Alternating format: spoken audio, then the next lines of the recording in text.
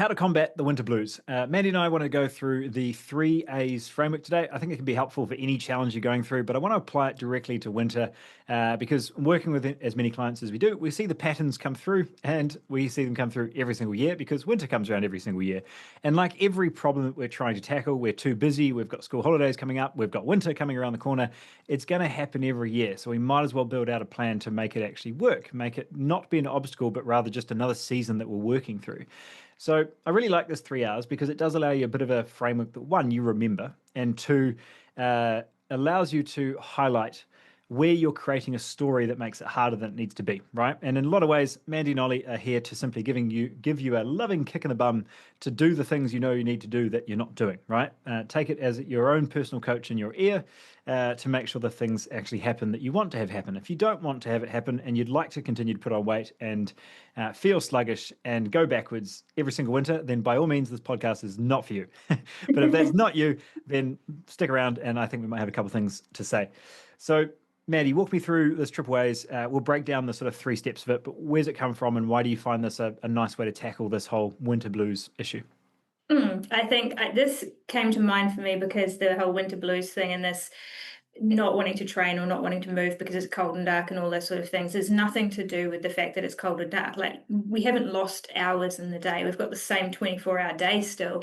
So it very much is a psychology thing. And I think if it's a psychology problem, we need to kind of approach it from a psychological lens. So the first A being acknowledge, and this word, I guess, digs into the fact that however old you are, you've had that many winters. We've seen this roll around many, many times before. We know what our trip hazard is if we've chosen to kind of be observant about it and know what our typical pattern is and what we normally do through winter. So acknowledging that it's going to come around again and therefore not going into winter thinking that it's going to be like summer. It's going to be different. So use a different approach. Like in the summertime, maybe we're more likely to get out and go for a mountain bike ride after dinner or something like that. There's opportunity to do that sort of stuff. We know winter's different, so let's approach it differently and actually go into it with a bit of a plan rather than kind of going into it thinking, I'll just carry on doing what I've done and it's still going to work when we know it isn't. So it's kind of just, I guess, being a little bit more observant and then also being a little bit more intentional with how we approach the season. Yeah, cool. So acknowledge for me is that sort of it's yes, it's going to be different. That ultimately allows us to, in a lot of ways, with the planning, right? We've talked about this a lot with like goal setting of so many people set what they think is a goal, but really it's just a wish or a general desire thrown out there with no real plan. So something I'm always a big fan of doing when we're doing like an actual planning session is what are the biggest obstacles that are going to come up so we can build the systems around that? Like, how do we really lock into that? So acknowledge, I think, is very much that area that when we're not confident about something, we tend to lean away from the harder questions, which is all the more reasons it doesn't happen is because we're not actually preparing for what will change, right? So, I guess I'd love for you to kind of talk through which ones come through the most, but for us, we're a big fan of two things from an exercise standpoint. One, getting in your regular workouts in a way that strengthens your body, focuses on the body composition and energy goals that you have, but also just a general movement standpoint, right? And both of those typically are challenged in some form or another when in winter. One of them might be temperature and one of them might be more like light. So if you live, out in the country, you don't have the street lights, it's going to get dark real early, or you have to wait later in the morning to get that walk in, unless you have a headlamp on. Or, again, the cold aspect of what are those tweaks and adjustments you can make to make sure your hands don't stick to the dumbbells because it's really cold. Or whatever variation of that comes through. So it's just kind of a constraint of both the time frame that's light and the temperature to which you do it in. Now, there are ways that you can there's kind of 2 options there, right? You can either, and I guess this moves into the second A, which is act, right? Now that you've acknowledged what the problem is, what's the plan? Where's the obstacle? What's the system? And I think that's kind of the subcategory under act. What do we change about it? Now, I've had some really cool examples come through of how people have worked around that throughout the winter months, right? They've realized that if they have gloves on when they lift dumbbells, their hands don't stick to the gloves, stick to the dumbbells because they're not so cold. They've found a way to put tennis wraps or handle straps on their dumbbells so that, again, they're not too cold if they're training from home.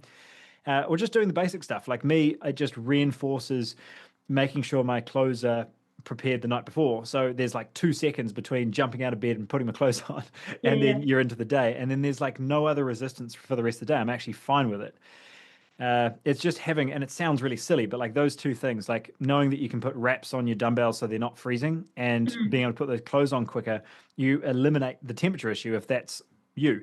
If mm, it's more of a time aspect and where you can fit those in your day, we've got a couple of clients that just they have a literal like summer month and winter month of their training where half of their year they walk in the morning and gym in the afternoon, and then half of the year they gym in the morning and walk in the afternoon, right? Just based mm, on when they have light available. mm, So at the end of the day, the act piece is ownership, right? It's like, okay, now you've acknowledged the problem. What are you going to do about it? And I think there's many people that can say, well, I'm too busy, or I've got this happening, or my kids. But those are all reasons you can, not all reasons you can't. And I think that's just mm, that switch of like, well, what are you going to do about it? The alternative is that you just go further away from your goals. You feel more sluggish and crappy. You put on more weight, and you start again next summer, which so many mm. people do, right? Which is the Yeah. whole reason that we're doing the podcast, right?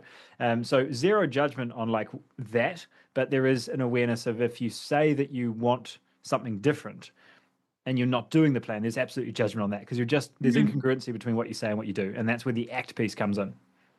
Yeah, I think it's, are you looking for reasons not to, or are you looking for reasons to?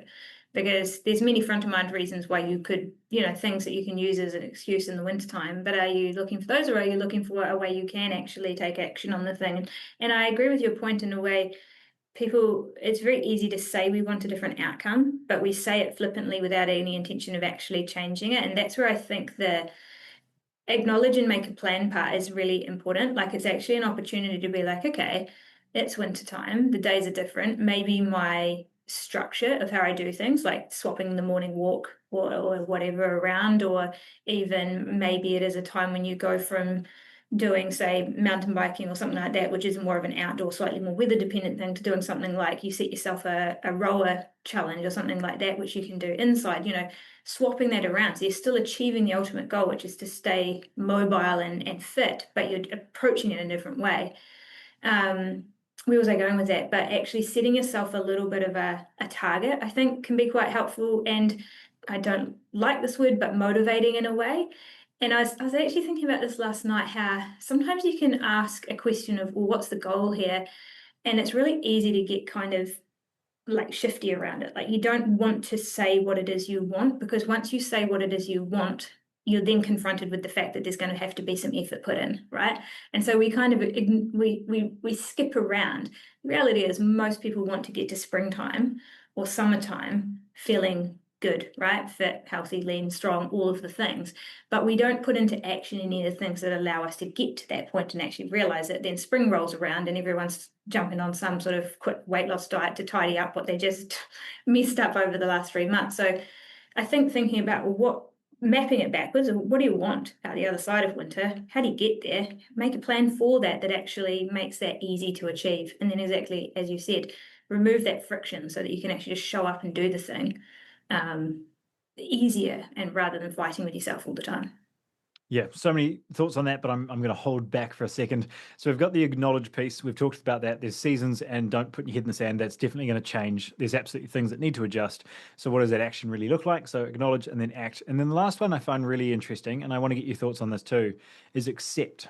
What are we doing with that once we've gone through the first two? Mm. So this one came to mind a little bit. There's two things here. One is the saying that I use quite a lot, which is where attention goes, energy flows. The thing you think about the most is the thing that you get more of, right? So if you're focused on everything that is horrible about winter, everything you don't like about winter, and how cold it is, you're going to exacerbate that feeling and that sensation and feel more and more miserable. But it's also pretty cool. There's a whole lot of opportunities we get at this time of year as well that we could also focus on. And so kind of looking for the glimmer moments in winter. What is great about this season? What is the things we can do? What are the opportunities there? And I think this came to mind in a way because I was looking at some research on seasonal affective disorder, which is what a lot of people feel like they struggle with, that kind of depression of mood and whatnot, with the shorter days and their sunlight hours and whatnot. And the research on this shows that the countries that have very, very dark winters, like Norway and whatnot, they don't actually have a higher percentage, a higher incidence of seasonal affective disorder than countries like us, where we have quite long summers and we still have light winter months. And so it begs the question whether seasonal affective disorder, while it is absolutely a biochemical component there to sunlight and vitamin D and all that sort of stuff, it's not the whole answer to that condition. That condition is absolutely about our expectation and our association of what goes on in those months and whatnot. So if we actually think, well, I know, and again, it's kind of acknowledging patterns. If you know you struggle through these months with mood and whatnot, what are we putting in preemptively to make sure that doesn't happen? And I had a really good conversation actually with one of our pods about this, because a lot of the ladies were saying they struggle with seasonal affective disorder or something like that through the winter time. And I was like, what can we do to preempt that? And we talked about moving their morning walk to lunchtime so that they're getting like the full sun exposure for 10 minutes in the middle of the day when instead of sitting in the office, something like that. But knowing that it's going to happen, why not build in some things to mitigate that before we even get to it? And then again, focusing on what are the good components about it, because it's not all cold, dark, and miserable. Yeah, no, really, really cool. I think you kind of summarized it, but my version of this, I've done like a lot of articles and posts and just general talking to you about this stuff a lot as well around how we place judgment on certain feelings and how we apply that same judgment to certain seasons or just shit we can't change, right? And it just makes it worse. So, for example, if you are having you kind of go through your week, you're going to have certain components of that week, 10% of that week that's really good.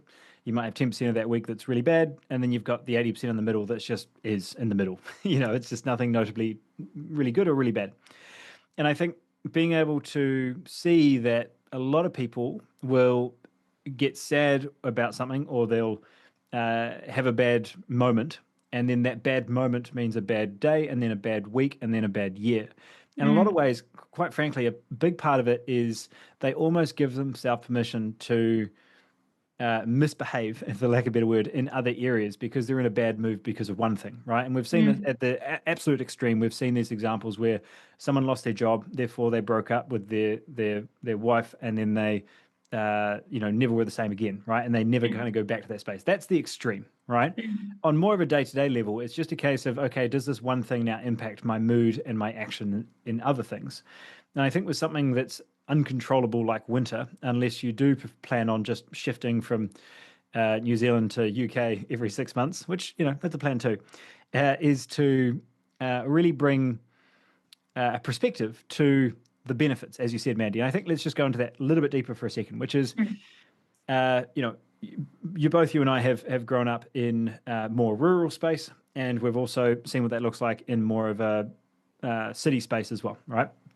Now, every time it rains and you're a gardener or you're a farmer, you're like, oh, good, there's finally rain here. We're finally getting some moisture in these soils and there's going to be some improvement.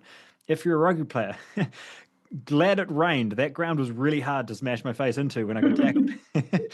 So there's going to be benefits to whatever example you have there. And then, of course, there's lots of benefits to the sunny days as well. But I think sometimes if you're in your world and we're looking at the world through our movie, we say, well, it's raining, so it's bad. But just think of all the reasons that that's good out there and that we very much need one and the other, right? In the same way that we can't have great days unless we've had bad days, because otherwise every day would just be normal. There has to be a bad day for a good day to exist. Otherwise, they're just all the same. And you've got to have the good days in order to have the bad. And I think just removing that judgment and the sort of the trying to control something you'll never control is always just going to reduce a level of stress, anxiety, of whatever that might be behind the scenes that you don't have control over, right? And just ask yourself the question, if I need to do something anyway, is it going to be easier for me to do it being like, well, this is just how it is? Or should I do it while I'm also complaining, kicking and screaming about how it should be something different? Well, the first option is going to be so much easier, but the action was still the same. And I think that's where we've certainly seen in a coaching environment where we are one, coaching on actions and the best possible actions someone can take in order to get the outcome they want. And then second is coaching and adjusting emotions, expectations, timelines, whatever it might be, in order to make sure it happens on a regular basis, right? And that's the goo between our ears that continues to kind of stuff up the action in front of us. If like, how and what are we doing to control the emotional baggage that we bring along that journey, right? And I think just without oversimplifying things, it is really a nice way to just check yourself on a frame we use in our world being are you the president or the press secretary, right? Are you the person that's setting up the plan, locking it in and staying with that plan regardless of how you feel in the moment? Or are you the press secretary, which is you make up the reason afterwards as to why it feels better? And Mm. 99% of society is 100% the press secretary, right? They go through the day with the emotions and the dopamine of social media and whatever other next thing feels good in the moment, but we Mm. continually feel worse and worse externally because we're not doing the hard thing now to have the easy life later or the better life later.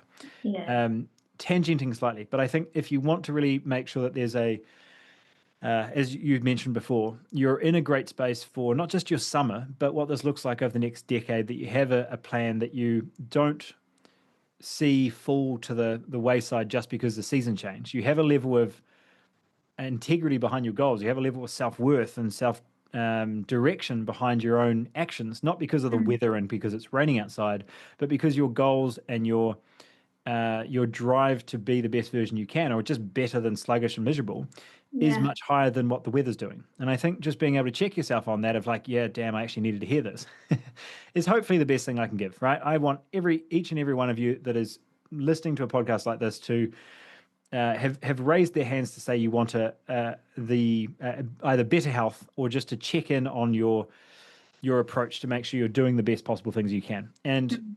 the best way to do that a lot of the time is actually the removal of noise, like we've talked about. Take that balance between listening to podcasts to just going for the silent walk and just checking yourself, keeping yourself honest with the crap that we tell ourselves or that's being told externally of how we should feel, or, well, it must be a bad day today because it's raining. It could be an amazing day and it's raining outside. I think separating those two and just being able to sometimes question the norms that are thrown out there just puts you in a better spot. Yeah, I think that's a really good point because how often are we just regurgitating what someone else has said because someone else has said, "Oh, it's such a grey gloomy day," Yeah. and so like, "Oh yeah, it's such a grey gloomy day," when actually we might have been feeling really quite good about it until that Yeah. moment. Yeah. And I think if I summarize this in a way, it's I totally get that it's harder to get out of bed when it's cold, but I also don't accept it as an excuse because I know that you're stronger than that. Like, are you the Yeah. person that got beaten by a cold morning? I'm pretty sure most people that we're talking to at least have more tenacity than that. So rather than beating yourself up about and giving into it, let's just be like, okay, yeah, it's going to be different, but here's an opportunity to grow. Here's an opportunity to set up a different plan and do it different this time. And then that reinforces, right, that confidence in your ability to do the thing. And you do it one winter, and then the next winter it's not as hard because it gets easier and easier the more you do it. Totally. To go a little bit more uh, ground level with this as well. If you are that person that says, I agree with you, I wish I was the same, but it's just not happening anyway. And I think this is where the more reality check comes into, well, what other habits have you allowed change because it's cold, right? Typically, Mm. what's happening is that you're eating a bit more comfort food, you're staying up a little bit later, you're watching that extra TV show. So you are feeling a bit more groggy in the morning and therefore you can't get up, right? So I think sometimes looking at that ripple effect of what have you actually allowed to change in your day? Because you and I are usually the first people to say, there's not just discipline at play here. It's what are you doing in your day to design it to win on default. And I do Yeah. think that we've had a good old keep yourself honest and take ownership of what you're doing, but also make sure that you're highlighting the right areas that you need to be strict on. Because Mm. if you're going to bed at 2 a.m. and you're struggling to get out of bed at 6 a.m., I'm not going to say, oh, well, you're so undisciplined because you can't get up at 6. I'm like, you're so undisciplined at going to bed on time. Like, no wonder that's so hard, right? And I think being able to just make sure, in many ways, you're fixing the right problem and just get an awareness of where those things are slipping and sliding because there's an additional comfort layer that you're seeking. Yes, that's so important, I think, with movement too, right? Because energy begets energy in a lot of ways. When you move, it's easier to move. The less you move, the harder it is to move. And so if you are finding yourself now, what are we, 10th of July, well, into July, um, and you've had a winter, you've had a month or so of letting those habits slip, starting now is going to require a little bit of, it's that whole analogy that we use with when we have clients in our kickoff call talking about that energy required to get the rocket off the ground. Mm. Once you get moving, it's a whole lot easier. And if you've allowed those kind of little daily habits and whatnot to slip to a point where actually aren't moving as much, it's kind of getting over that first hurdle and just building back so that you can get that momentum going again. And that might be as simple as just going out for a walk on, at lunchtime. Just initiate the habit that can then grow back into those bigger actions. Yeah. So Look, there's a lot in there, but I think being able to bring yourself and remind yourself of those 3 A's, acknowledge, act, and accept, is a really nice way to just bring awareness to where we make things harder than they need to be. And like we talked about, where society in general is, if we look at the average, it's pretty grim, right? The average person is overweight, they don't have a lot in savings, and they're generally on the rocks with their relationship, if not something else going on there too, right? It's not a high bar to set. And I don't say that as looking down to. What I say that as is if you talk and act like the average, you become the average. So being able to check where those sayings and where those commonalities continue to come in, and because you're joking about it and you realize that you're kind of getting pulled back to that mean, sometimes the way you talk or the way you interact in discussion be like, oh, okay, no, I don't believe that anymore, or I've just caught myself on something that I actually don't think is true, I'm just saying it because it's always being said. And that's where we start to get into the real behavioral stuff of like, wow, I've actually changed as a person. Yeah. But just check yourself, certainly when it comes to those sort of scenarios of like, oh, well, put on weight because it's winter. I'm like, what do you mean? And just to Mm. give my personal observation on this now, and where I've got to, by no means is the pinnacle, but what I'm working with at the moment is winter. I've actually found that I can uh, kind of dial in and get into quite good shape, because it does allow me to be like, cool, this is actually a season of just a little bit more locked in training, because there's a little bit less mountain biking, a little bit more beach, a little less beach days, a little less whatever that might be. So it's really funny, because for the amount of people that say, oh, well, winter's just the time where everything goes out the window. I'm like, well, actually, I find it way easier to keep winter in check, because there's not much else going on. Summer's the harder one, because you've got your concerts and your beach days and your trips and X, Y, and Z, right, happening. Mm. So routine wise, I actually find winter significantly better in many ways to stay in routine. So Mm. in many ways, that kind of gives you how conflicting that concept might be, by saying like, oh, actually, I'm the opposite. Mm. So Mm. it means that it's less about the season and more about how I think of those seasons. And as you said very much at the start, how can you then just tweak or adjust that structure to feel excited about it? And for me right now, I'd just say like, oh, a bit colder outside, I'm going to really lock into this type of training phase and really make the most of June and July for the most part. All right. And we're doing this with our members right now, where we're getting some really cool strength goals and some big breakthroughs in regards to certain targets that they're doing inside, because there's not as much of the beach days and running and whatever else happening externally. Mm. Yeah, yeah. I get that too. I think that I tend to get the most progression and stuff with strength during the winter time, because it's when you just sort of focus on it and you can lock in and go, Yeah. and hopefully that's an encouraging thought. It's not a judgment on anyone, but it's a new point of view that you could choose to accept and be like, oh yeah, okay, I hadn't thought about it like that. Maybe I'll apply that too. Hopefully that's what people take from that. Yeah. Cool. All right, guys, I'm going to leave that one there. Big suggestion here would be, look, if there's someone that is going through a bit of a rocky period where their consistency of workouts, or they're just going off a bit off track, but that they want to keep healthy, and it's easier for you to send them this podcast than to have that conversation with them, or maybe spark that conversation so you can talk about it more, whether that be a partner, a friend, a colleague, to just make sure they stay on track over winter. That's going to be a lot more helpful and a lot more beneficial than trying to do some quick fix in whatever it is, November, December, trying to quickly get in shape and destroy hormones and metabolic rates in the process. It's much easier to chip away and stay at a maintainable level than to let it get so out of whack that you have to work so hard to get it back to some form of baseline. So hopefully that gives you a couple of things to think about. As you know the drill, whether you're commuting, going for a walk, whatever it might be, hopefully you can unplug for the next 5-10 minutes and just give yourself time to consolidate some thoughts. And until next time, hope you had an amazing week.